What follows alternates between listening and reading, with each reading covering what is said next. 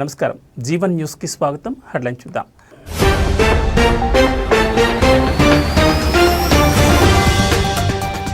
కాకానిని ప్రశ్నిస్తున్న CID పోలీసులు, ప్రభుత్వ భూముల రికార్డుల తారుమారు కేసులో విచారణ.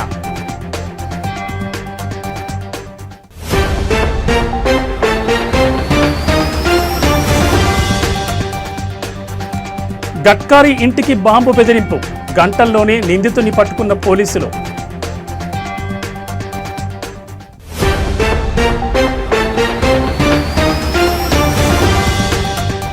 ఢిల్లీకి కేటీఆర్ బృందం, ఎన్నికల సంస్కరణలు, మోడల్ కోడ్ ఆఫ్ కండక్ట్ పై చర్చ.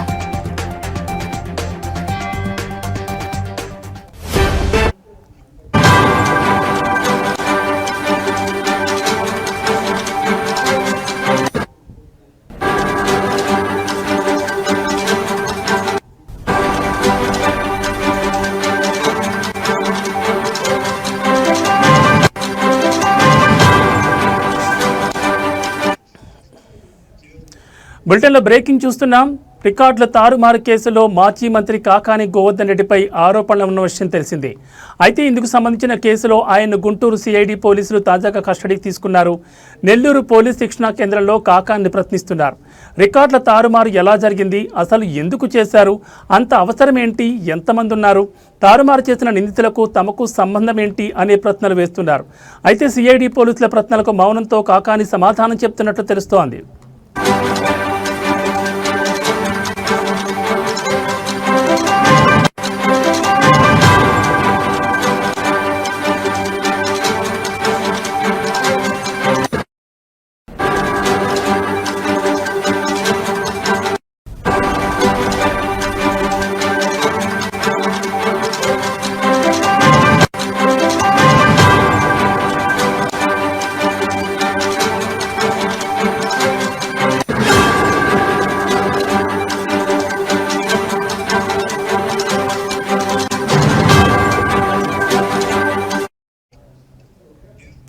కాగా నెల్లూరు జిల్లా వెంకటాచలం ఎంఆర్ఓ కార్యాలయంలో భూ రికార్డులు తారుమారయ్యాయి.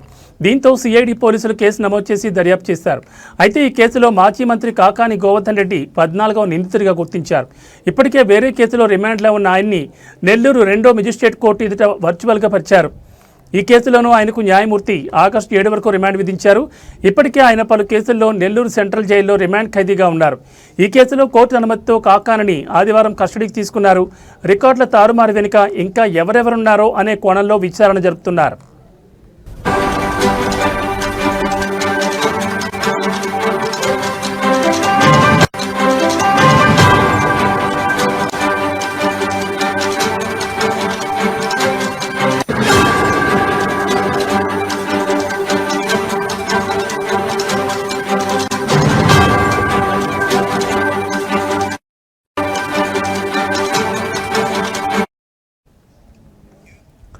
బ్రేకింగ్ న్యూస్ చూస్తున్నాం. రికార్డుల తారుమారు కేసులో మాజీ మంత్రి కాకాని గోవర్ధన్ రెడ్డిపై ఆరోపణలు ఉన్న విషయం తెలిసిందే. అయితే ఇందుకు సంబంధించిన కేసులో ఆయన్ను గుంటూరు సిఐడి పోలీసులు తాజాగా కస్టడీకి తీసుకున్నారు. నెల్లూరు పోలీస్ శిక్షణా కేంద్రంలో కాకానిని ప్రశ్నిస్తున్నారు. రికార్డుల తారుమారు ఎలా జరిగింది, అసలు ఎందుకు చేశారు, అంత అవసరం ఏంటి, ఎంతమంది ఉన్నారు, తారుమారు చేసిన నిందితులకు తమకు సంబంధం ఏంటి అనే ప్రశ్నలు వేస్తున్నారు.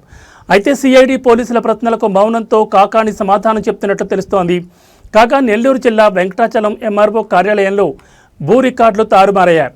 దీంతో సిఐడి పోలీసులు కేసు నమోదు చేసి దర్యాప్తును చేపట్టారు. అయితే ఈ కేసులో మాజీ మంత్రి కాకాని గోవర్ధన్ రెడ్డి 14వ నిందితుడిగా గుర్తించారు. ఇప్పటికే వేరే కేసులో రిమాండ్లో ఉన్న ఆయన్ను నెల్లూరు 2వ మెజిస్ట్రేట్ కోర్టు ఎదుట వర్చువల్గా హాజరుపరిచారు. ఈ కేసులోనూ ఆయనకు న్యాయమూర్తి ఆగస్టు 7 వరకు రిమాండ్ విధించారు. ఇప్పటికే ఆయన పలు కేసుల్లో నెల్లూరు సెంట్రల్ జైల్లో రిమాండ్ ఖైదీగా ఉన్నారు.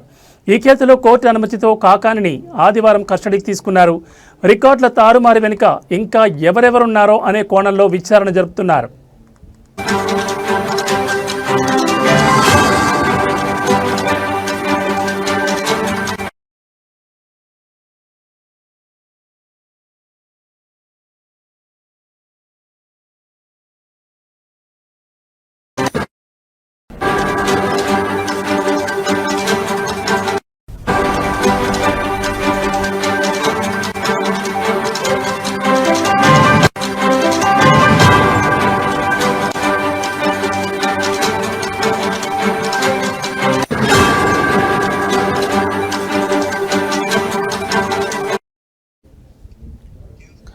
బులెటిన్లో మరో బ్రేకింగ్ న్యూస్ చూస్తున్నాం. కేంద్ర రవాణా శాఖ మంత్రి నితిన్ గడ్కరీ నివాసానికి బాంబు బెదిరింపు రావడం మహారాష్ట్రలోని నాగపూర్లో తీవ్ర కలకలం సృష్టించింది. ఓ ఆగంతకుడు ఫోన్ చేసి గడ్కరీ ఇంట్లో బాంబు పెట్టినట్లు బెదిరించాడు. ఈ సమాచారంతో నగర పోలీసులు ఒక్కసారిగా ఉలిక్కిపడ్డారు. వెంటనే ఉన్నతాధికారులు అప్రమత్తమై ప్రత్యేక బృందాలను రంగంలోకి దించారు.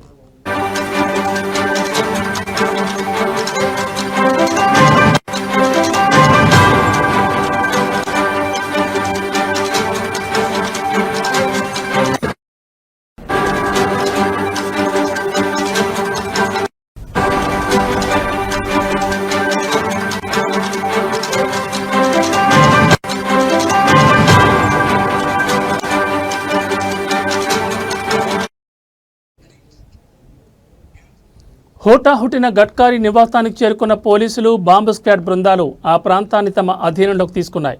ఇంటి ఆవరణతో పాటు లోపల కూడా క్షుణ్ణంగా తనిఖీలు చేపట్టారు. ప్రతి అంగుళాన్ని జల్లెడ పట్టినా ఎలాంటి పేలుడు పదార్థాలు లభ్యం కాలేదు. దీంతో పోలీసులు ఊపిరి పీల్చుకున్నారు. ఇది కేవలం ఓ ఆకతాయి చేసిన నకిలీ కాల్ అని నిర్ధారణకొచ్చారు.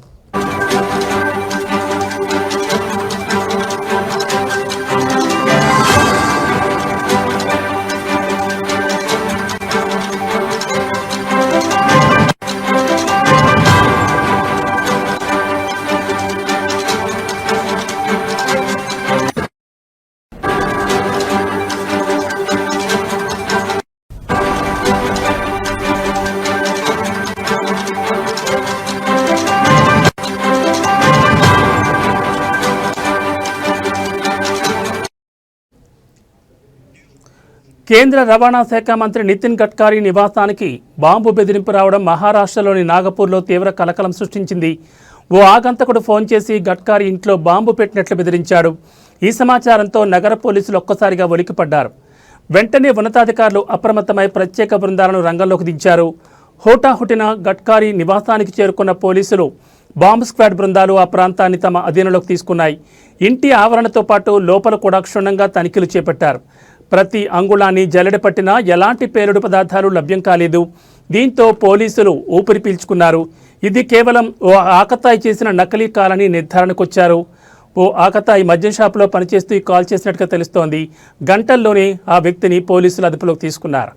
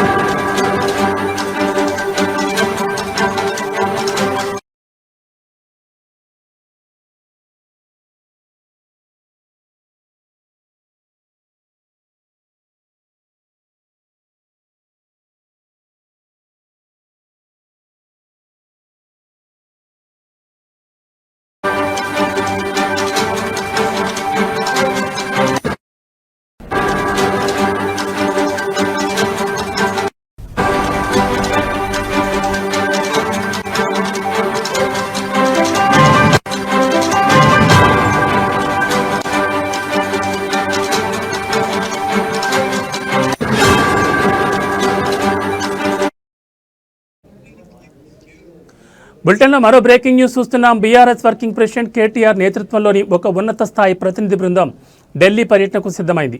కేంద్ర ఎన్నికల సంఘం ఏర్పాటు చేసిన కీలక సమావేశంలో పాల్గొనేందుకు ఈ బృందం ఢిల్లీకి వెళ్లనుంది. రాజకీయ పార్టీలతో ఈసీఐ నిర్వహించనున్న ఈ భేటీ ఆగస్టు 5వ తేదీన మధ్యాహ్నం 3 గంటలకు ఢిల్లీలోని నిర్వాచన్ సదన్లో జరగనుంది.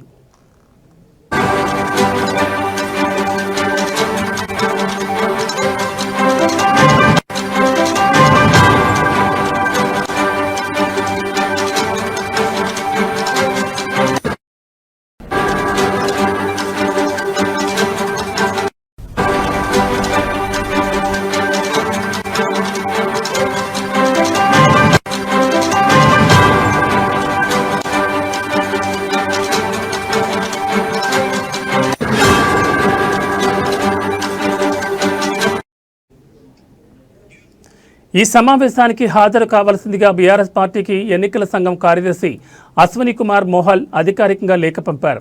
తెలంగాణ ముఖ్య ఎన్నికల అధికారి ద్వారా కూడా బీఆర్ఎస్ అధ్యక్షుడికి సమాచారం అందించారు. కేటీఆర్ నాయకత్వంలోని ఈ బృందంలో పార్టీ సీనియర్ నేతలు, మాజీ పార్లమెంట్ సభ్యులు ఉండనున్నారు. రాజ్యసభలో బీఆర్ఎస్ పక్ష నేత కేఆర్ సురేష్ రెడ్డి, రాజ్యసభ సభ్యుడు వద్దిరాజ రవిచంద్ర, మాజీ ఎంపీలు బోయినపల్లి వినోద్ కుమార్, బాల్కసుమన్, పార్టీ ప్రధాన కార్యదర్శి ఆర్ఎస్ ప్రవీణ్ కుమార్ ఈ బృందంలో సభ్యులుగా ఉండనున్నారు.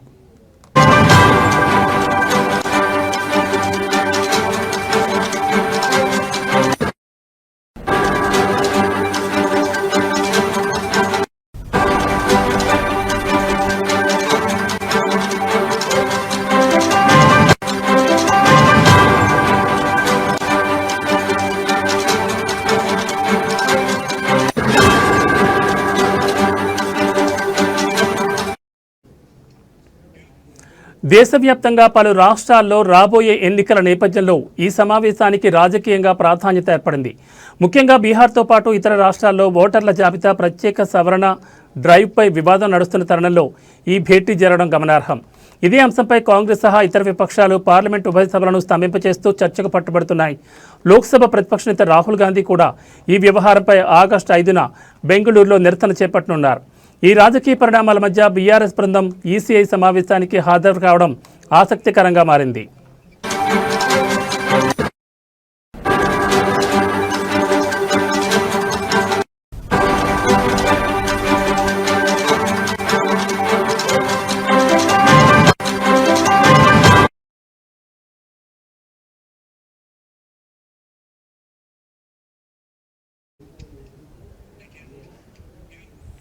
మహబూబాబాద్ జిల్లా తొర్రూరు మండలం చెర్లపాలెం గ్రామంలో భూమి పూజ కార్యక్రమం జరిగింది. పాలకుర్తి ఎమ్మెల్యే యశస్విని రెడ్డి, ఆమె భర్త రాజా రామ్మోహన్ రెడ్డి, తెలంగాణ ప్రదేశ్ కాంగ్రెస్ కమిటీ రాష్ట్ర ఉపాధ్యక్షురాలు ఝాన్సీ రెడ్డి, ఆమె భర్త డాక్టర్ రాజేందర్ రెడ్డి కలిసి తమ సొంత గ్రామమైన చెర్లపాలెంలో నూతన గృహ నిర్మాణానికి శంకుస్థాపన చేశారు. వేద పండితుల మంత్రోచ్చారణల మధ్య సంప్రదాయ పద్ధతిలో పూజా కార్యక్రమాలు నిర్వహించగా గ్రామస్తులు పెద్ద ఎత్తున హాజరై నేతల కుటుంబాలకు శుభాకాంక్షలు తెలిపారు. ఈ సందర్భంగా గ్రామ పెద్దలు, మహిళా సంఘాల నాయకురాలు, యువజన ప్రతినిధులు నేతలకు ఘన స్వాగతం పలికారు. ఈ సందర్భంగా ఎమ్మెల్యే యశస్విని రెడ్డి మాట్లాడుతూ, చెర్లపాలెం మా కుటుంబానికి అత్యంత ఆత్మీయమైన గ్రామం. ఇక్కడ ఇల్లు నిర్మించుకోవాలనే మా కళ నేడు భూమి పూజతో నెరవేరుతోంది. గ్రామ అభివృద్ధికి ఎల్లప్పుడూ కృషి చేస్తామని తెలిపారు.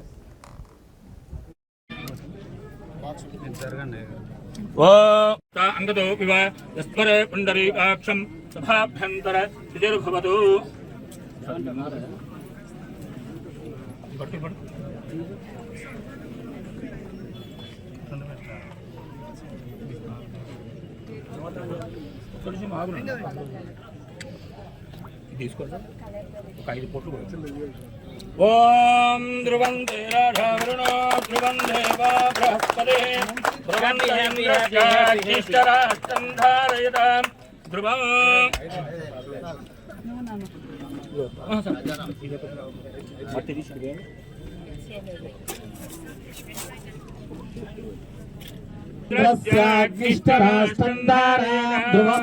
అయం ముహూర్తస్తు ముహూర్తోస్తు సుముహూర్తకాలే సూర్యాధీనాం నవానాం గ్రహాణాం ఏ గ్రహ అచ్ఛంద అనుకూల్యత ఫలసిద్ధిరస్తు. ఓం స్వచ్ఛం యోరావృణీమహే గాతుం విజ్ఞాయ.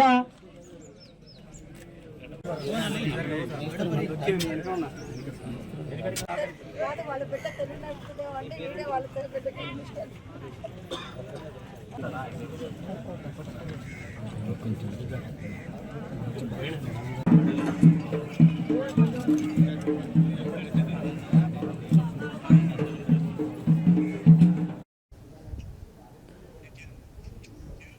కొత్త రేషన్ కార్డుల ప్రొసీడింగ్స్ పంపిణీ కార్యక్రమంలో కాంగ్రెస్ నాయకులు మంత్రి వివేక్ వెంకటస్వామి ఎదుటే గొడవకు దిగారు.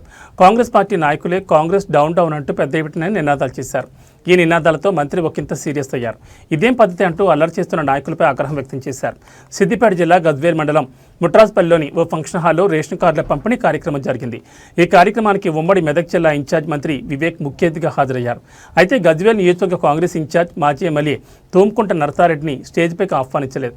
కాగా కార్యక్రమం మొదలవుతున్న సందర్భంలో స్టేజ్ కింద ఉన్న కాంగ్రెస్ నాయకులు ఆందోళనకు దిగారు.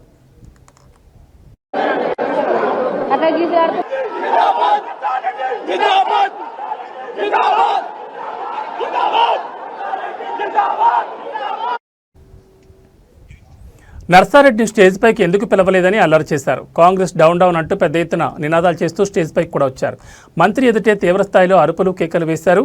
దీంతో మంత్రి వివేక్ సీరియస్ అయ్యారు. ఇదేం పద్ధతి? ఇది ప్రభుత్వ కార్యక్రమం, కాంగ్రెస్ పార్టీ ప్రోగ్రాం అనుకుంటున్నారా అని ఆగ్రహం వ్యక్తం చేశారు. ఏమైనా ఉంటే బయట చూసుకుందాం, ఇక్కడ ఆందోళన చేయొద్దని హెచ్చరించారు.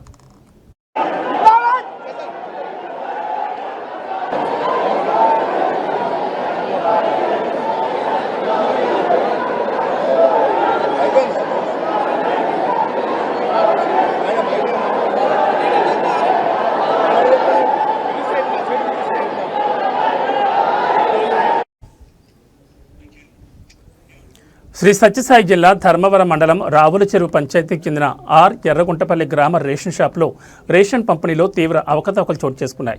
గ్రామస్తులు చెన్నారెడ్డి అనే డీలర్పై తీవ్ర ఆరోపణ చేశారు. ప్రతి రేషన్ కార్డుకు 35 కిలోల బియ్యం ఇవ్వాల్సిన స్థానంలో కేవలం 30 కిలోలే పంపిణీ చేస్తూ మిగిలినవి ఎక్కడికి తరలిస్తున్నాడన్న ప్రశ్న లేచింది. లబ్ధిదారులు అడిగితే ఎంఆర్ఓ చెప్పింది అంతే అంటూ సమాధానమిస్తున్నాడని స్థానికులు ఆవేదన వ్యక్తం చేశారు. దీనిపై ఒక వీడియో సోషల్ మీడియాలో వైరల్ కావడంతో జిల్లా పౌర సరఫరాల శాఖ అధికారి వంశీకృష్ణారెడ్డి స్పందించారు. మండల సివిల్ సప్లై డిప్యూటీ తహసీల్దార్ చెన్నకేశవ నాయుడుతో కలిసి రేషన్ షాపును ఆకస్మికంగా తనిఖీ చేశారు.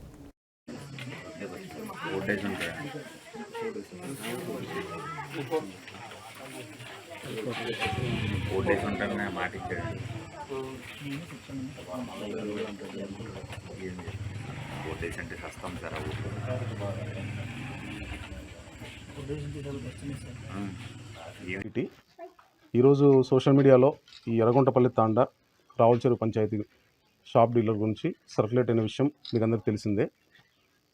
ఒక కార్డుదారుడు బియ్యం కోసం వచ్చినప్పుడు 35 కేజీలు అంత్యోదయ కార్డు, అది అంటే పూరెస్ట్ ఆఫ్ ద పూర్ పీపుల్కి ఇచ్చే కార్డు, అది 35 కేజీల కార్డు 30 కేజీల తూకం ఇస్తున్నాడని చెప్పేసి అతను వాదించినప్పుడు డీలరు ఎంఆర్ఓ గారు పట్టుకోమని చెప్పిన విషయం సర్క్యులేట్ అవ్వడం వలన ఎంక్వైరీకి రావడం జరిగింది.